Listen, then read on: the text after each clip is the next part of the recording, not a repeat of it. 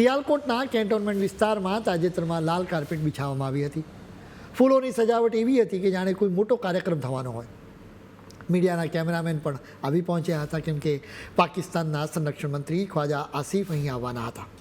આખરે તેઓ ઇસ્ત્રી કરેલા કપડાં પહેરીને વટથી રિબન કાપવા પધાર્યા.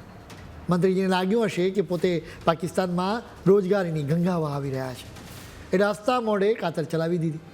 પરંતુ બિચારા આ મંત્રીને નહોતી ખબર કે આ કાતર તેમની ઇજ્જત પર ફળી વળશે, કેમ કે તેમણે જે પિઝા હટના આઉટલેટનું ઉદ્ઘાટન કર્યું એની હટ એટલે કે ઝૂંપડી તો અસલી છે, પણ પિઝા નકલી છે. સંરક્ષણ મંત્રીના વિડીયો અને તસવીરો સ્વાભાવિક રીતે દેશના સોશિયલ મીડિયા પર ફરવા તો લાગે જ.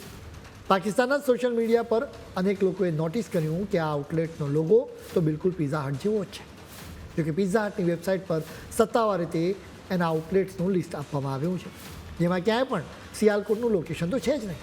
એટલે સોશિયલ મીડિયા પર ચર્ચા થવા લાગી કે પાકિસ્તાનના સંરક્ષણ મંત્રીએ પિઝા હટના નકલી આઉટલેટનું ઉદ્ઘાટન કર્યું. આખરે પિઝા હટ પાકિસ્તાને સત્તાવાર નિવેદન બહાર પાડ્યું, જેમાં લખવામાં આવ્યું કે પિઝા હટ પાકિસ્તાન અમારા મૂલ્યવાન ગ્રાહકોને જાણ કરે છે કે સિયાલકોટમાં કેન્ટોનમેન્ટમાં તાજેતરમાં પિઝા હટના નામે બ્રાન્ડિંગનો ખોટી રીતે ઉપયોગ કરીને એક બિનસત્તાવાર આઉટલેટ ખોલવામાં આવ્યું છે. આ આઉટલેટ પિઝા હટ પાકિસ્તાન કે યમ બ્રાન્ડ્સની સાથે જોડાયેલું નથી. એ પિઝા હટની આંતરરાષ્ટ્રીય રેસિપી, ગુણવત્તાના માપદંડ, ખાદ્ય સુરક્ષા અને કામગીરીના ધોરણોનું પાલન કરતું નથી.